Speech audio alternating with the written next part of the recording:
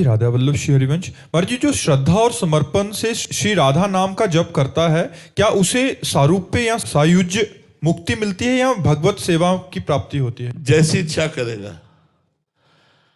जो इच्छा करियो मन माही, हरि प्रसाद कछु दुर्लभ नहीं। जो इच्छा करोगे, श्री जी की सेवा चाहोगे, सेवा मिल जाएगी। अगर खूब भजन डट के हो रहा है, आप लक्ष्य को प्राप्त हो रहे, तो आप सारिष्ट सामीप्य सायुज्य एकत्व जो चाहेंगे वो प्राप्त हो जाएगा। हाँ, जो इच्छा करियो मन माही, हरि प्रसाद कुछ दुर्लभ नहीं। पर डट के भजन होना चाहिए। आप भजन पर ध्यान दें, जो भगवान आगे करना होगा वो कर देंगे। खूब नाम जप करें। रंजना सिंह जी, राधे राधे। महाराज जी, जीवन में जो इस वक्त है, जो आपके हित में है, उसे स्वीकार कर लेना चाहिए, या आपको पता है कि आप और बेहतर कर सकते हैं, तो उस दिशा में आगे बढ़ने का प्रयास? वहाँ बढ़ना चाहिए, उतने में रुकना नहीं चाहिए। चाहे लौकिक उन्नति हो, चाहे पारलौकिक उन्नति हो, हमें आगे बढ़ते चलना जब तक पूर्णता ना हो जाए। संसार की तरफ से जब हमारा मन उब जाए कि बस हो गया प्रभु, और भगवान की तरफ से जब ये हो जाए कि अब तो कृपा हो गई, निरंतर भजन चल रहा है, तब हमारी उन्नति वास्तविक हुई है।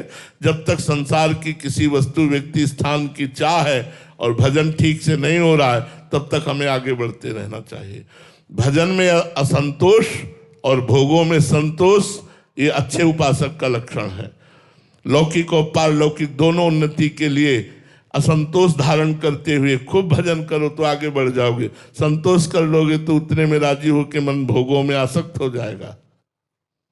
चारू वालिया जी, हरियाणा से। गुरुदेव भगवान, आपने एक सत्संग में बताया था कि सूकर को वैकुंठ का वैभव भी अच्छा नहीं लगता, वो तो कीचड़ में ही सुख का अनुभव करता है। महाराज जी, वैसी ही स्थिति इस नीच मन की हो रही है? हाँ, सबके मन की, आपकी नहीं, सबके मन की प्राय ऐसी स्थिति है। जब तक इसको हम शास्त्र स्वाध्याय और संतों के संग के द्वारा इसे निर्मल नहीं करते, तब तक ये मलिन मन गंदे आचरणों में सुख का अनुभव करता है, गंदे भोजनों में सुख का अनुभव करता है। अपने घर का सुंदर पवित्र भोजन छोड़कर होटलों में पाना शुरू करेगा। सात्विक अन्न छोड़कर अंडा मांस, ये सब गंदी वस्तुएं, विचार व्यसन, ये सब गंदी, और जितना गंदा सोच सकता है, जितना गंदा कर सकता है, ये उतना ही भागेगा यदि इसे रोकोगे नहीं। इसे रोको पवित्र भोजन के द्वारा, सत्संग के द्वारा, साधु समागम में जो वचन मिले हैं उनके वचनों का पालन करने से धीरे धीरे मन ऊर्ध्वगामी होने लगता है।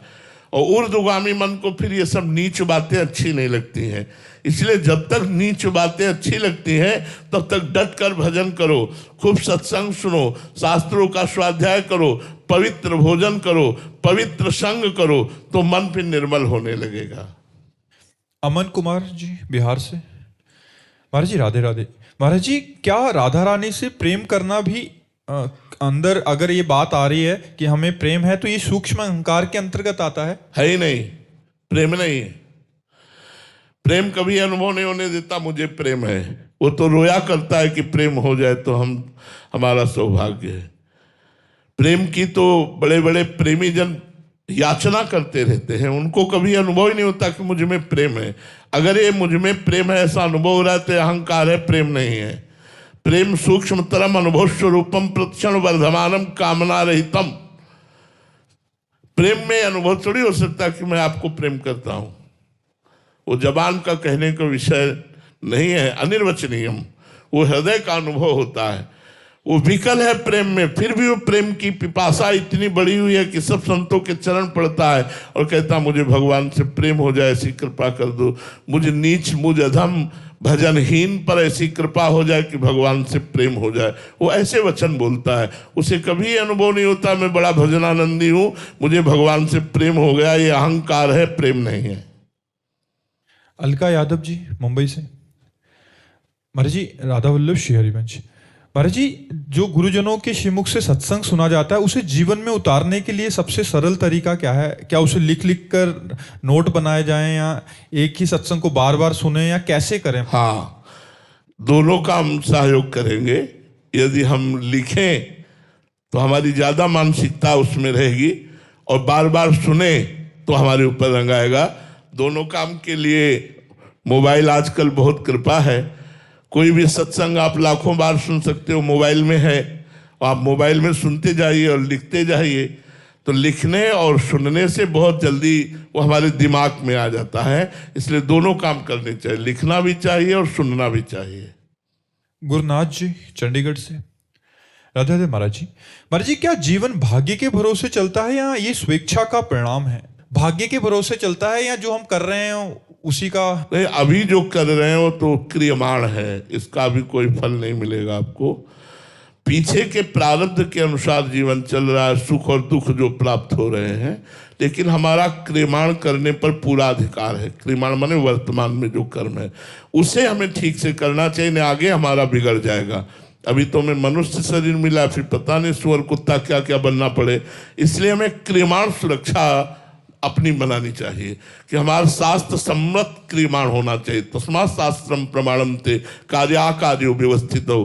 क्या करना चाहिए क्या नहीं करना चाहिए, ये शास्त्र और संतों की वाणी से सुन करके क्रियमाण को पवित्र करना चाहिए। और दुख सुख पूर्व प्रारब्ध से अपने आप आते रहेंगे, वो तुम्हारे रोके नहीं रुकेंगे या तुम्हारे चाहने से पूजा नहीं होगा, वो अपने आप एक क्रम है आता रहेगा। उसकी चिंता छोड़ो, नवीन कर्म करो और वो कर्म शास्त्र सम्मत और भागवत हो, जिससे तुम्हें इसी जन्म में भगवत प्राप्ति हो जाए।